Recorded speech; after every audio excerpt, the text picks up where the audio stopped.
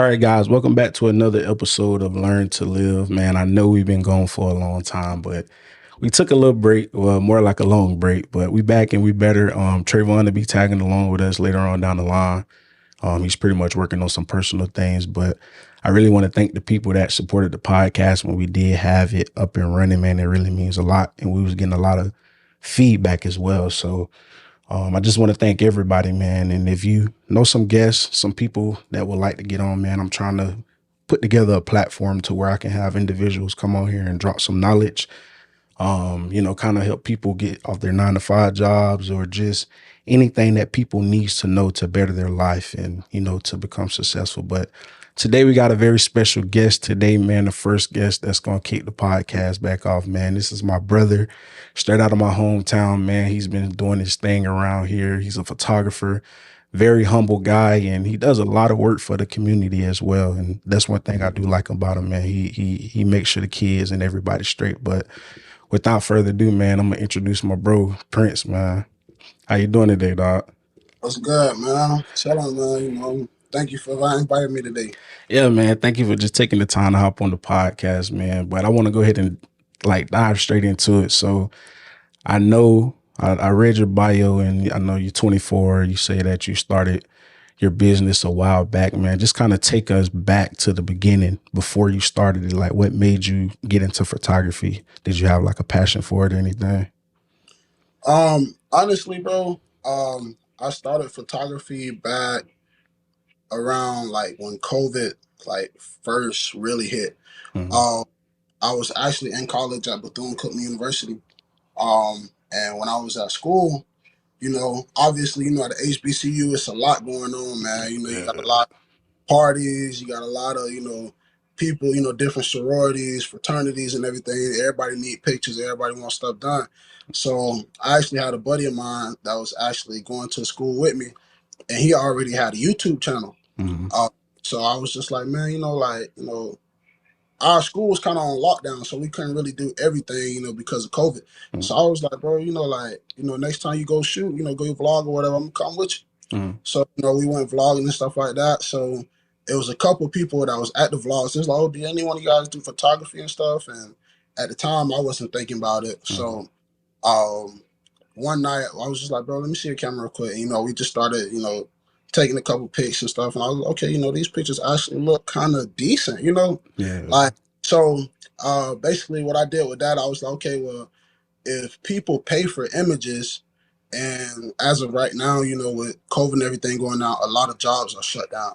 So I was like, man, if people pay for images, and this is how these photos are coming out without any type of software editing and everything. Mm-hmm. I was like, if I took the time to do so, it'll probably come out real good. And man, ever since that day, bro, I just went and I just ran with it, man.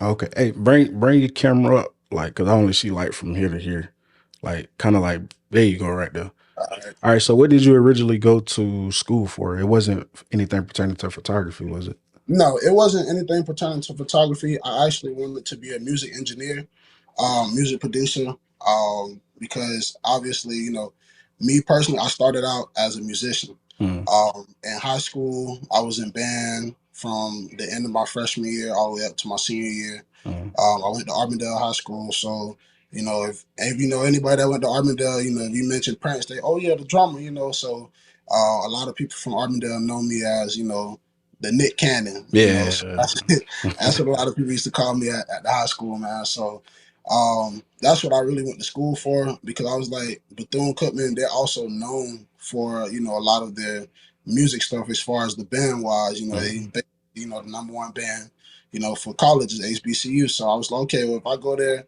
I feel like this would be a good start for me, and it'll be something that's going to actually help me out more. Okay. So why didn't you pursue that? Is it because you went with bro? You seen that the pictures was turning out nice, or you just kind of like switch? Honestly, um, I still want to do it. If we're being honest, bro, I still want to do it. At the time, I was just more so like I was on the money train at that time, bro. I was like, Mhm. look, you know, once I found out I had a guy I linked up with a couple guys and stuff like that. And once I found out how much money these people was making from shooting a wedding, Mm, you know, it's people out here making 2,400, 3,500, $5,000 just from shooting one event from one day. damn. So I'm like, man, you know, if these people put that time in, they put that work in, and these are the type of results that they're getting, you know, I feel like this is going to be something that's going to help me, you know, accomplish that even faster. Okay. So from you went to school at Bethune, you linked up with Buddy. What was the next step for you once you seen that, like, okay, this is something that I might want to pursue? It's something that seems dope. Honest, the next step for me was how am I going to get my clientele? Mm, How do I grow my business? Because at the time, I didn't even have a camera. mm, I was like, man, you know, I got to go and get this, I got to get that. I want to get my clientele and everything set up, but I don't want to overbook myself to try to gain clientele just for the money side of it yeah. without, you know, the integrity behind it, because I don't want to book somebody for a shoot or have somebody send a deposit or something Mm, for, you know, the event, and I don't have, you know, the equipment to do yeah. what they're asking for.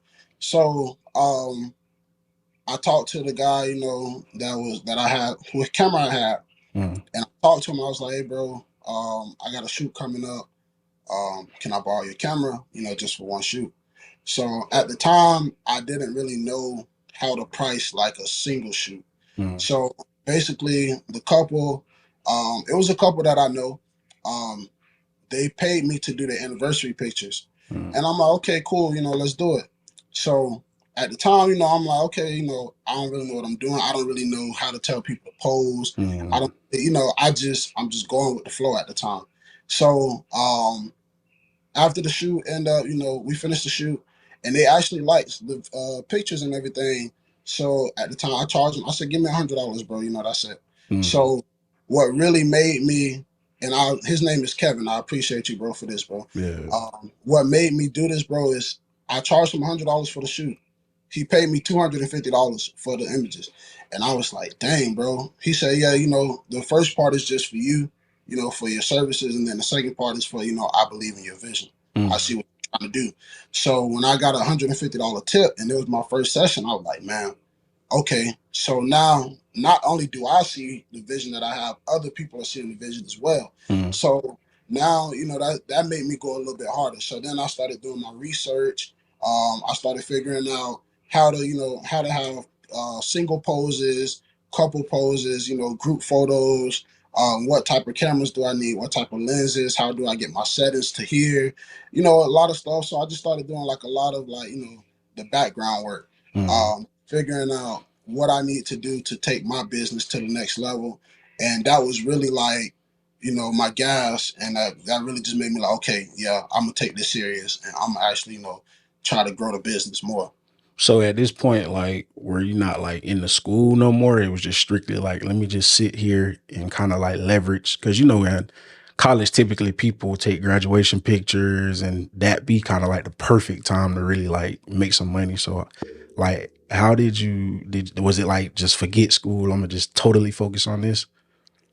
Honestly, bro, yeah, that's exactly that's exactly what it was, man. Cause I was like, bro, if I just made $250, you know, in an hour, I'm like, man, if I can get if I can just get four of these, Yeah. you know, if I can get four of these a day, man, that's 4 hours in a day. I just made, you know, $1,000. Oh, okay. And, you know, I'm just like, okay.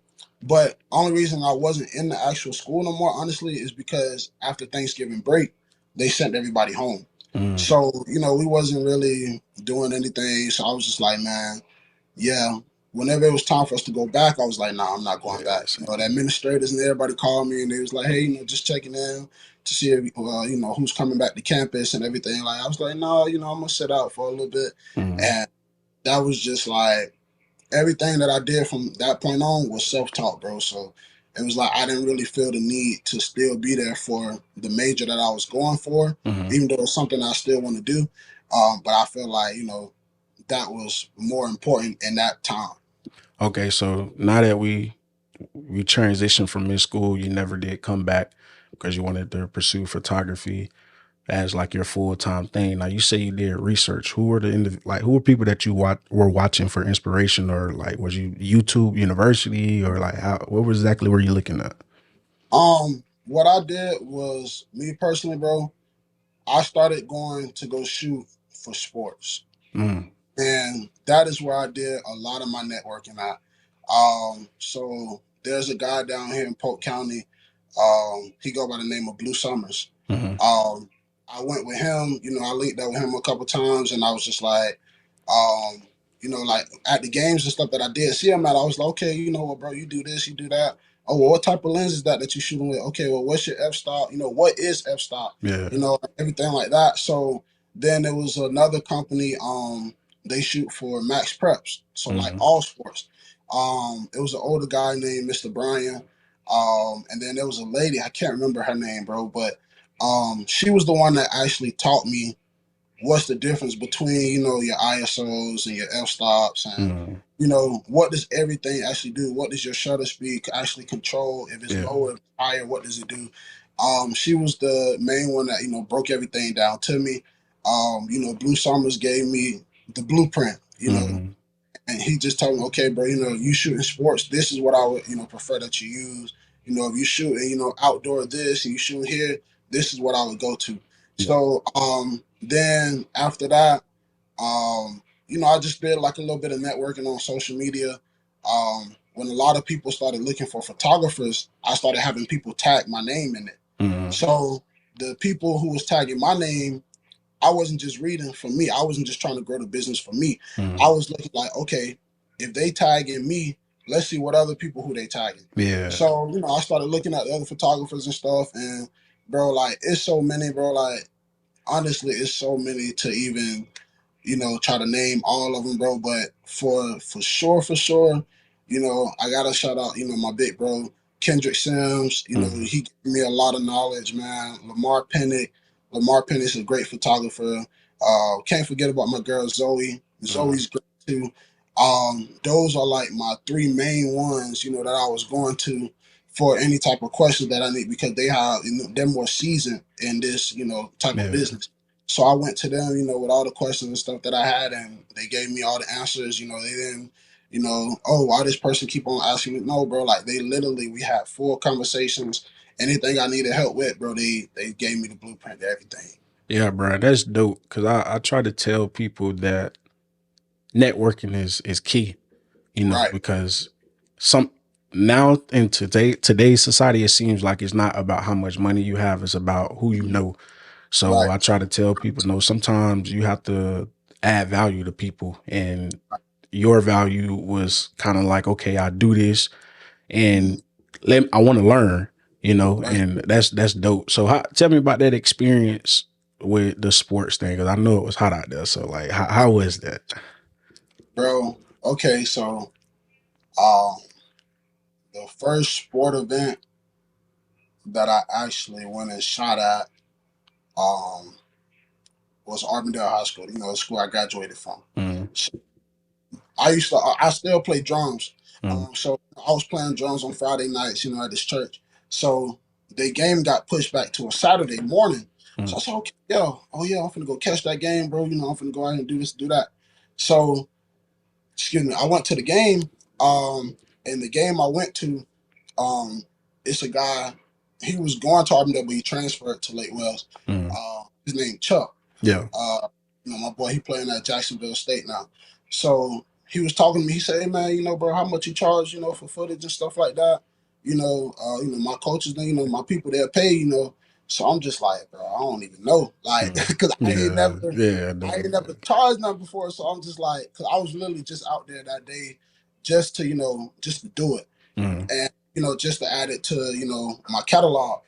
And so I was like, man, we'll work out something, just tell them I'll be out there this game, whatever, whatever. mm, So I ended up going out there just to, do work for Chuck. When I got out there, I ended up, me and the coaches, we ended up creating like a bond. So I ended up shooting for probably about four players mm. individually, like, getting paid for four different players individually. And then I also ended up doing some pictures and, more film and stuff for the team as a whole. Mm. Uh, so then when I left Lake Wells, um, uh, Artavis Pierce, he The played track for the runner. Chicago, yeah, Okay. he played for the Chicago Bears. He had a camp coming up, and basically the camp was basically giving back to the community and everything like that. Mm. Um, so he hit me up. He was like, "Yo, fam, I got this coming up. Bro, can you make it? Can you shoot?" So I'm like, "Yeah, bro. I got you." So I go over there. I go shoot for the event, and that was another opportunity, Mm. to network. And so it was a Saturday morning as well, bro. It was super hot out there. I met a photographer that stayed, that was basically in like Tennessee, that moved to this area. Then I met a couple other guys and stuff out there. Mm. We did a lot of work out there, and bro, just shooting sports is it's so much, bro. Like it's a lot of fun, it's a lot of excitement, especially, it's more so giving back. So Mm. it's once I see a student, a student athlete that I help, get to the next level, basically based off of footage and highlights and stuff, that they're posting and sending out. It makes you feel good because it's like, okay, that's one less, kid that's gonna stay in the area. Mm. They get a chance to further their education, and it's just that right there just really it helped me out a lot. So after that, I went back to Arbondale. I was shooting for a lot of this stuff. Me and the coaches created a bond out there, and then I started doing some work for the basketball team, for the girls basketball team. Shout out to Coach Rod, man. Coach, Mm. he gave me a full contract. I shot for the girls basketball team the whole season. I did all their individual mixes, all their team mixes, all the team photos, everything, media wise, it came through me. So, and then I went over there with him. He went to Vanguard. So Mm. I Vanguard with him. And I worked out some stuff over there with him and Elmo, man. Shout out to Mo too. So I just it was so many opportunities that just kept opening up back to back. And Mm. it was coming so fast, bro. It was just like, okay, I see like I'm glad I did make that switch, Yeah. college because now I see the bigger picture. Mm. Like it was more than just me. It was, me helping out this student get to this level, having film for this student to send to these colleges and stuff. And it honestly just make you feel real good, bro. So would you, because I know a lot of people go to college and I know a lot of people say college is kind of like that. It's not worth it. Do you think it's worth going back, even though you kind of like fully in business, you're doing your thing right now? Um, it depends on what you're trying to do in life. Um, College is definitely worth it, but I would suggest people honestly to go to a trade school. Mm. Um, that way, because most trade schools that you go to, and that's what I'm in the process of getting ready to do now. I'm getting ready to go back to a trade school for graphic design. Mm. So basically, a trade school is going to help you not only get certified or licensed in what you're trying to do, but it's also going to put you in the position to where right after you get out of trade school, okay, I got a job here, I got a job there. Like some people go to school for 12 years, trying to be a doctor, and Mm. then still have to try to wait and try to find a job for this. And a lot of people be licensed in sports medicine and stuff like that, but they don't get contracts right away, Yeah. coming out of college. So it's a lot. It's just a lot to think about. Yeah, school, college has its ups and downs and stuff.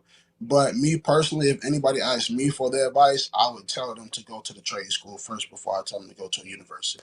Yeah, and that's kind of what I try to tell people. I don't necessarily say college is a scam, but it's so many Right. people that's compressing that 4 years that you go into a maybe 6 months to a year, if not Right. depending on because everything typically be self-paced, and they're compressing it into something so small and selling it for a $1,300 price, and Right. that person that went to trade school or maybe took that course is making the same amount of money that a person went to a 4 year college for, if not more. So yeah, I feel you on that. So you ended up with the sports shooting for sports athletes and stuff like that. And I Mhm. know you got a company. Was all this before you got the company, or this was after you got the company? Um, it honestly started. Um, I would say the contracts with the schools as far as um like shooting for lake wells and everything like that. So Mm. it started after I got the company. Okay. Because I didn't really too much know the business side of it. Yeah. I was just really just doing it because like, okay, it's something to do. Yeah. Um so basically, um there's a pastor at this church that I play at, and uh basically her name is they call her Pastor A. Mm. And so me personally, I wasn't thinking about Big Boy Productions, bro. Like I was like, man, honestly, bro, I was gonna actually start my business name out with Elegant Creations. Mm. Um and so she was just like, oh, what, why won't you change, to Big Boy Productions, this and that and that. And then I was just like, okay, like it sound all right, but Yeah. I wasn't really messing with it at the time, Yeah. bro. And then I was just like, man, when I was setting up my LLC and everything, I was just like, okay. When I seen Big Boy Productions LLC in black and white, Mm. I, that's it. That's Yeah, it that's right it. there. So, how I got my actual slogan, so on my business shirts, it's actually, my logo, it's the camera, and then Mm. my phrase up under it says Big Boy Shot It. Mm. So, my little sister actually gave me that slogan, bro. That's Like, dope. That's bro, dope. like she was literally shooting, bro. Like I went to go shoot for an event, and she was shooting, like she was out there assisting me and stuff, and she was just like, hey, yeah, whenever they ask, just tell them Big Boy Shot It, this and that, and I was just like, That's that dope. sounds good, like okay, okay, yeah. Yeah. And so, bro, like honestly, bro, like I thank God for the people that's around me and family, bro, because a lot of my stuff from my business is family orientated. Um, Mm. so just like, if you ever seen any of my videos that I've shot, at the beginning there's like, sound like some gunshots, and then there's a voice that says Big Boy Shot It. Mm. That was actually my 4-year-old nephew. That was him talking in that video. Oh, okay. That's dope. Okay. Yeah, so like all that stuff came, from family, and I just, just ran with it after that. So that's where the name Big Boy Productions came from. It came from a pastor, and when she gave me the name, I said, okay, yeah, I'm gonna run with it. So and it's been a lot going on with that, so it's been real good. Okay. So now that you got the business, um, what else are you doing outside of the athletic? Are you like trying to tap into maybe videography or like what else are you doing? Right now, outside of athletics, I do business headshots a lot. Mm. So a lot of business owners, real estate agents, um, people who has like foundations and nonprofit organizations. They come to me and hey, how much you charge for headshots. Mm. I do a lot of that work too. Videography, I'm starting back to get more into it as much as I want to, only because of the simple fact that videography is really you putting together a story. Mm. So whenever I do videography, man, I tell people all the time, okay, what is your vision, for your, I haven't shot any actual music videos, Mm. but anything with videography related, I tell people all the time, hey man, what is your actual vision? What do Mm. you want? What's the storyline behind this song, or what's the storyline behind what you're trying to get, for it? So sometimes they don't have actual storyline behind it, so we got to go together and we put together what exactly is it that we're trying to get.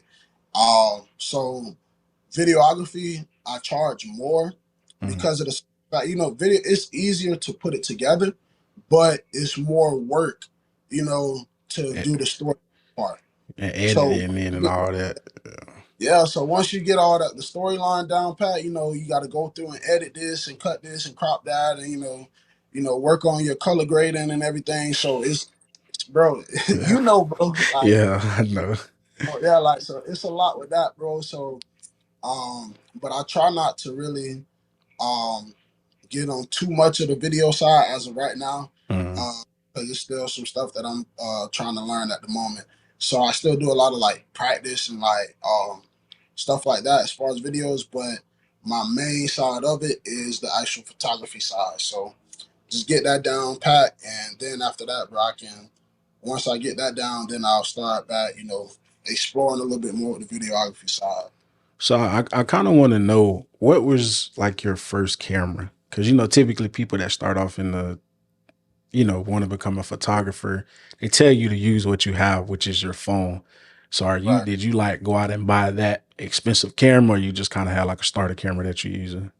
Um, it's funny, bro, because actually my first camera, um, he's not my blood brother, but blood couldn't make us any closer. Hmm. Um, his name DJ. He gave me my first camera, bro. It was a Canon Rebel T6, and Yeah. bro, like I was like, dang, okay, I used to shoot, bro. I was shooting everything with that T6, bro, Hmm. just as I would shoot with a Canon R. So, like, bro, like I was real, thankful and everything like that for him for even, just giving it to me. Like he didn't ask me for no money, he didn't ask me for nothing. He was just like, bro, man, look, I want to give you this, bro, and I know you're trying to, start your business stuff up. Here you go. It came with the battery. I think it came with an extra battery. Then it came with some. It was like a trigger, like a Yeah. snapshot for the camera if I didn't want to be standing exactly like directly behind it. Hmm. It was everything, bro. It was nice, bro, and like that really made me really like just look at stuff a lot different because, like I said, in the beginning of the podcast, there was a guy who paid me an additional $150 because he believed in what I was trying to do. Then turned around and then I had my brother come back and give me a camera that I didn't have to pay for, so I was just like, bro, like, it's people out here that's really supporting me and, really want to see me do good. So I'm gonna make sure, that I keep on doing what I'm doing, just so that, I would feel like I let them down Hmm. if I'm not trying to pursue and get to where I'm trying to go with this business. And how long did you use that camera until you switched over? Man, bro, I think I used that Canon probably for about 5 months.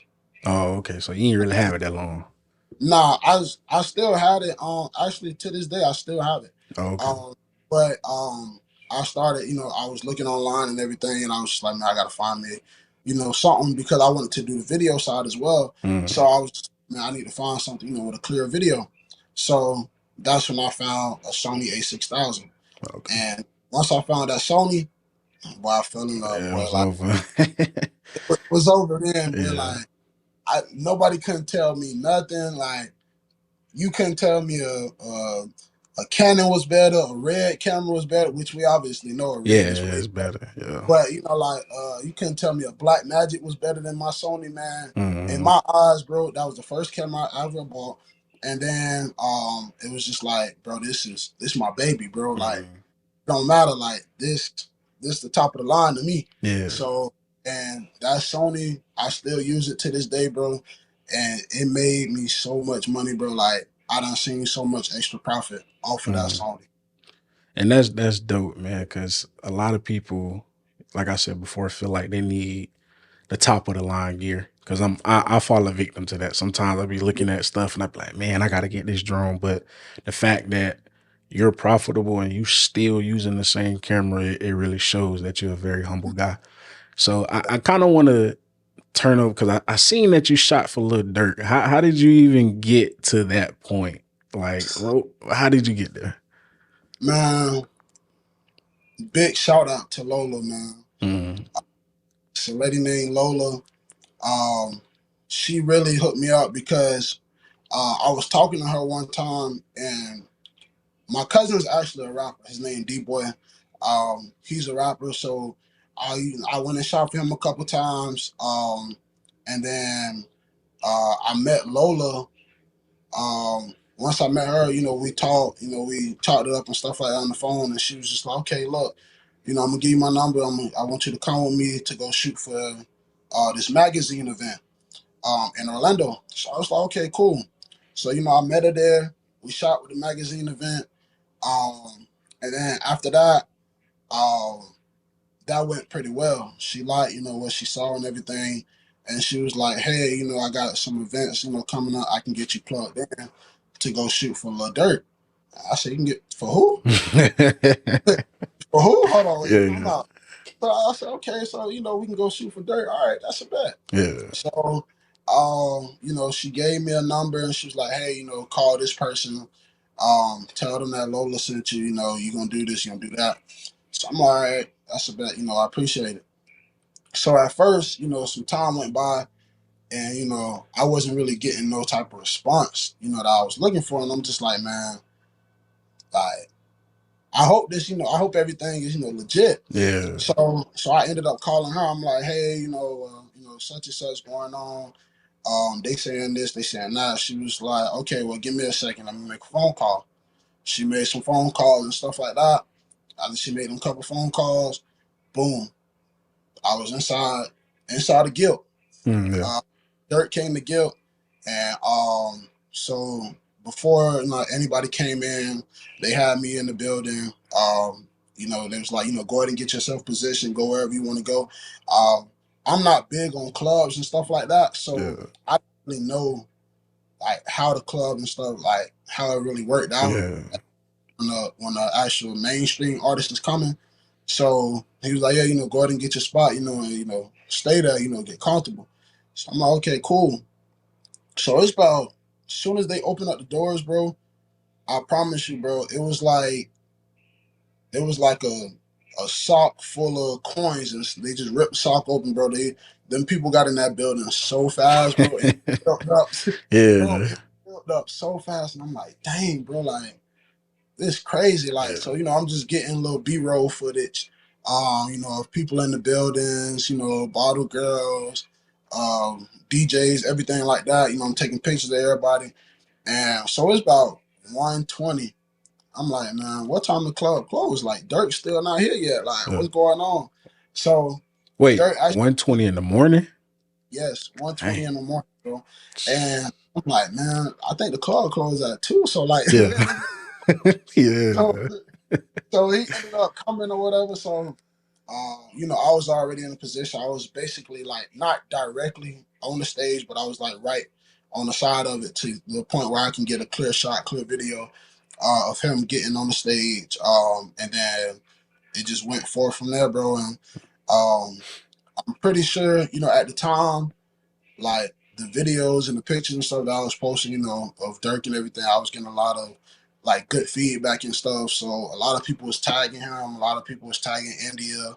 A lot of people was sharing the videos and stuff. So I usually average, like when I regularly post, probably about 80 something views at the time. I was Mm. averaging 80 views. So once I posted like the videos and the pictures, bro, like my views jumped up to like almost 1,000 views. Dang. So it was just like, okay, so I know somebody, in his camp or something, Mm.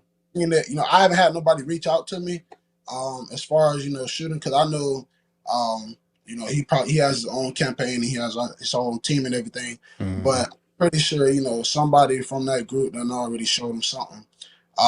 So man, I ain't gonna lie to you, bro, that was a great experience for me. So it just helped me with the whole atmosphere side of it, because I already shot, for my cousins and stuff like that in clubs.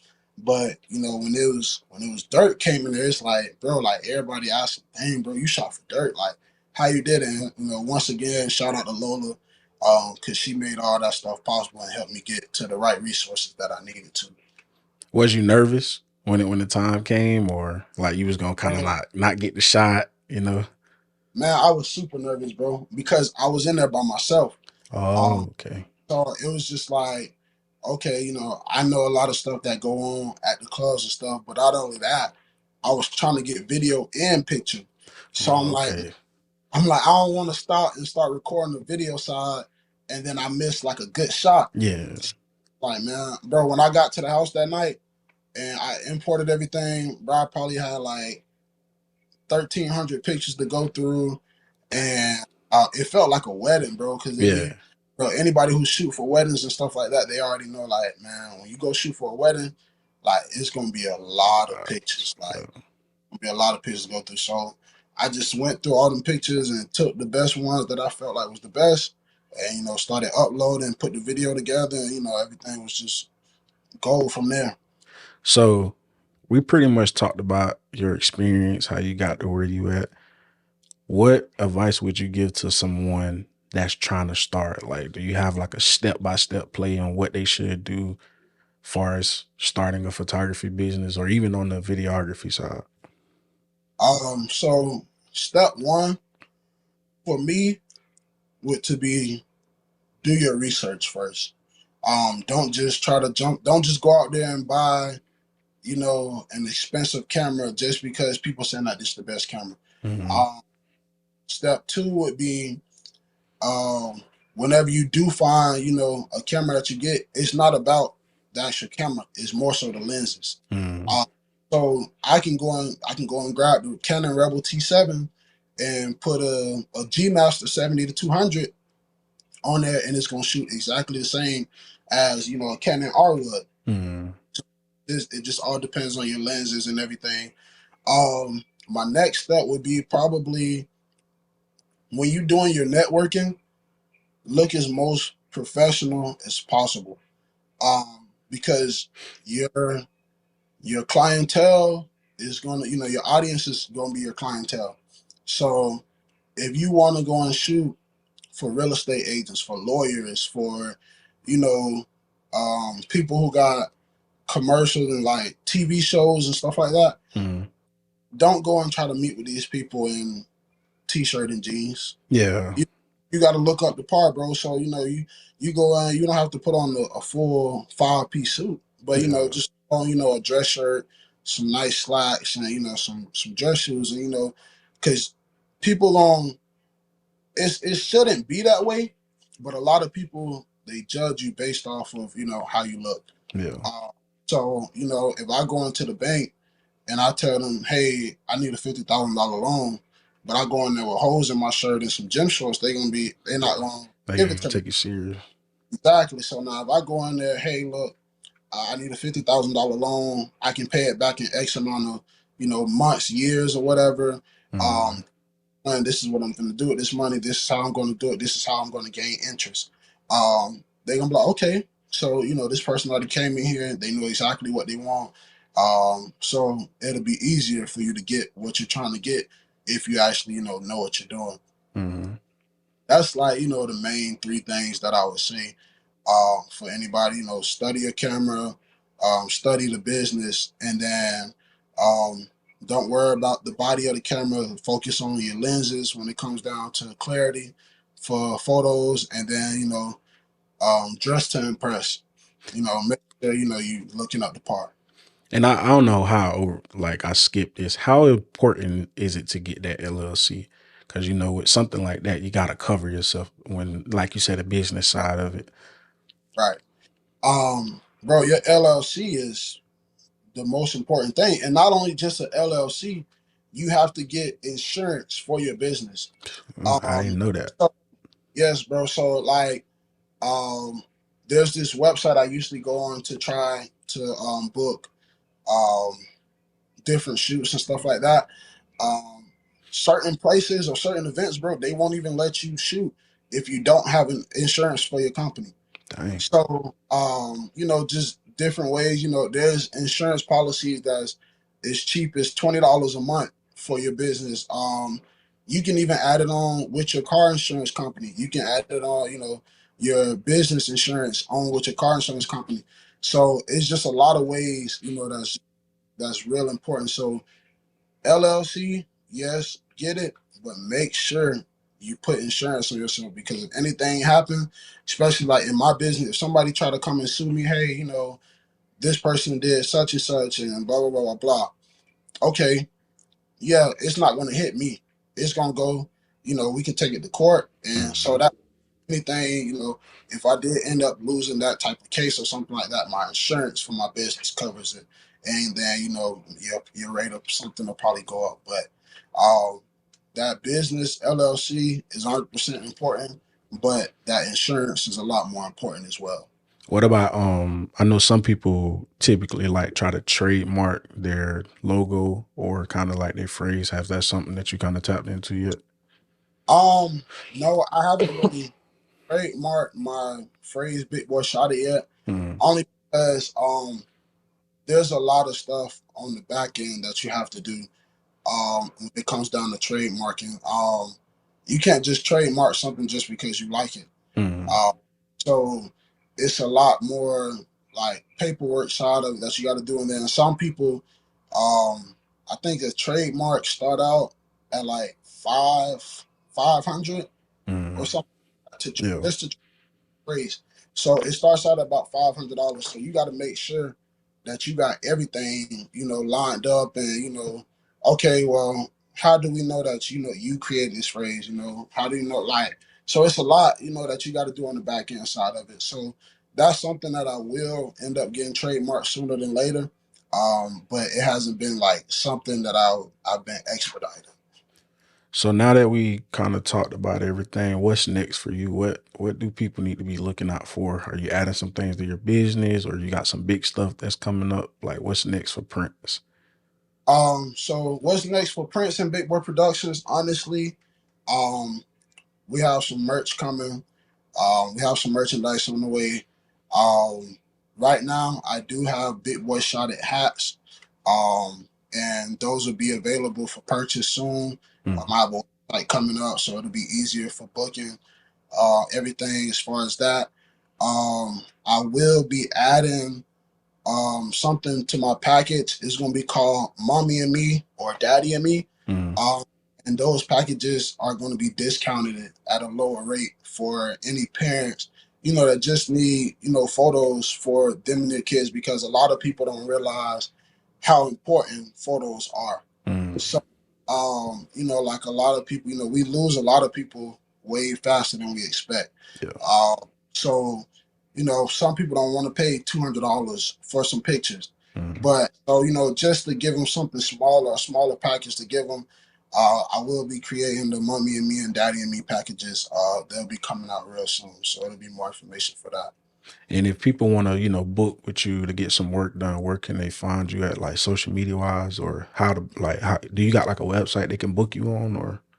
I had a website set up, but I'm doing some relaunching for my website. Mm, So right now, as of right now, they can book me through Instagram at Big Boy Production. That's with two I's, Bigboi Production. Or they can go through Facebook and then they can book me as well through their Big Boy Productions. So those are my main two sources that I use right now. And then I also have my email, for the people that don't really do the social media. I have the big boy shot it at gmail.com. mm. That is also another way that people can go ahead and book me through those three ways right there. Okay. Is there anything you want to say to the people? So any advice or just to some young people? There's anything, man? Honestly, man, it don't even matter what you want to do in life. It don't matter how hard you think it is, man. Just stick to the plan and just grind it out. Everything.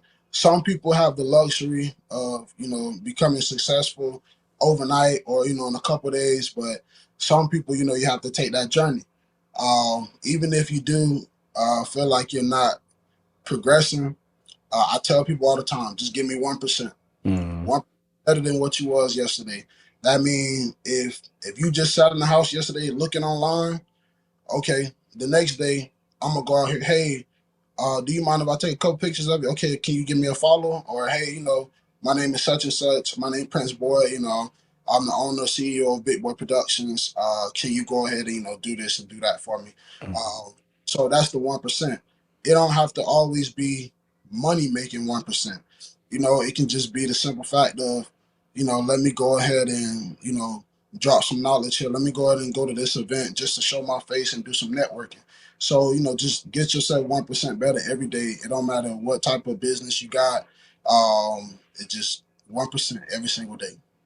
Yeah. So guys, this was a dope episode, man. This is a inside look of who Prince is. And like he said, if you need to book with him, I actually put all his information down in the show notes or the description or whatever, whether it's on YouTube, it'll be down there somewhere where you can view it at. But man, I really appreciate you for hopping on the podcast because you taught me some things today that I didn't even know. especially with the insurance or whatever. But I do want to highlight that what you said about the 1% is that a lot of people feel like they have to make money when they first start off. But if the fact that you was being a service to people, that means a lot. You know, I tell people all the time that once you start something off, like I had someone come to me and tell me, hey, I want to start cooking food, but I'm Mhm. kind of scared to, put myself out there. And I told her, I was like, you know how many barbers sit in the barber shop that don't eat all day because they cutting hair? What you need to Right. do is take that plate of food over there to them, put your card on it, and give it to them for free. And that's how Mhm. you kind of build yourself up, because that's what's going to differentiate you from everybody else. You don't necessarily Right. need to charge when you first start off. So I respect you for that, for just kind of, Right. even the mommy and daddy packages. Times are kind of getting hard out here. Everybody can't afford to do certain things. So yeah, Mhm. man. But yeah, this was a good episode, man. Like I said, I'm gonna leave everything down in the show notes, and I'll see y'all guys on the next one, man. Peace. All right.